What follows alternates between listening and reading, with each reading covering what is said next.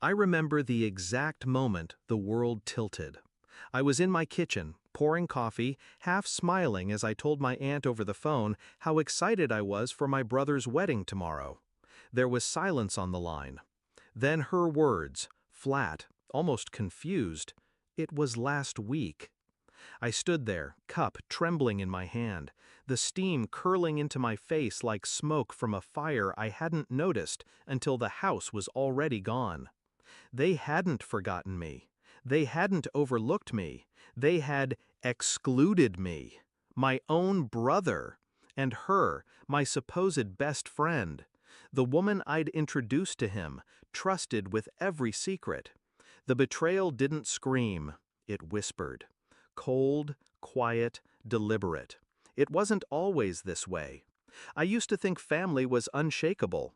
My brother and I, different in every way, but bound by blood. He was reckless, charming, addicted to being admired. I was measured, loyal, the one who always cleaned up his messes. And she, Emma, was supposed to be mine, not in love, but in trust. She was my confidant, my anchor. I let her into every corner of my life, even the ones I kept padlocked from the rest of the world. I still remember the night I brought her to the lake house for the first time.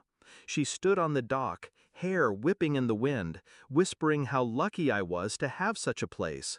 I laughed, told her she was family now, that it was hers too. I meant it. She remembered it, and she used it. The first crack showed months before the wedding. She grew distant, her calls clipped, her visits hurried. My brother, too, was suddenly busy, his eyes darting when I asked about her. Then one evening, I saw it. Her reflection in his phone screen as he texted. A smile too familiar, typed words too intimate. He turned the phone away, but I'd already memorized the way her name looked in his messages. I didn't rage, I didn't cry. I cataloged. I pulled away quietly, like a shadow retracting from light. While they thought they were clever, I was listening, watching. Every slip of the tongue, every unexplained absence, every lie dressed as an excuse.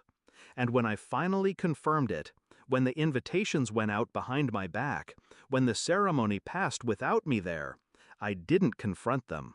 I began to plan. My brother's flaw was always the same: money. He lived as if debts evaporated with charm. Emma's flaw was subtler. She craved belonging, the illusion of stability. I knew exactly where to strike. The lake house wasn't just a getaway, it was collateral. My parents left it to me alone. My brother had no claim, though he believed blood entitled him to everything I had. He always said, "When I get married, we'll honeymoon there." A month after their secret vows, the message came. They wanted the lake house for the summer, just a small escape. I typed my reply slowly, savoring each word.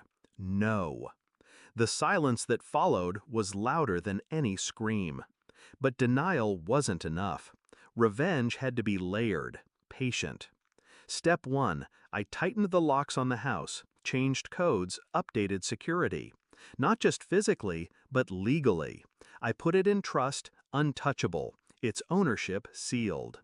Step 2, I let information trickle. At a family gathering, I mentioned casually that I was considering selling it. My brother's eyes widened. Emma's hand clenched his. They didn't argue aloud, but I saw the panic bloom. Step 3, I waited. Debt has a way of pulling people apart. I knew the weight of it would drive cracks into their picture-perfect smiles. I watched them from a distance, her posts growing strained, his temper bleeding through at dinners. And then, the final stroke. I sent the wedding photos to Emma's old roommate, who also happened to be her ex. A petty move? No, a calculated detonation. That ex had always whispered about unfinished business, about betrayal of another kind. I simply lit the fuse. The climax came not with a bang, but with a knock.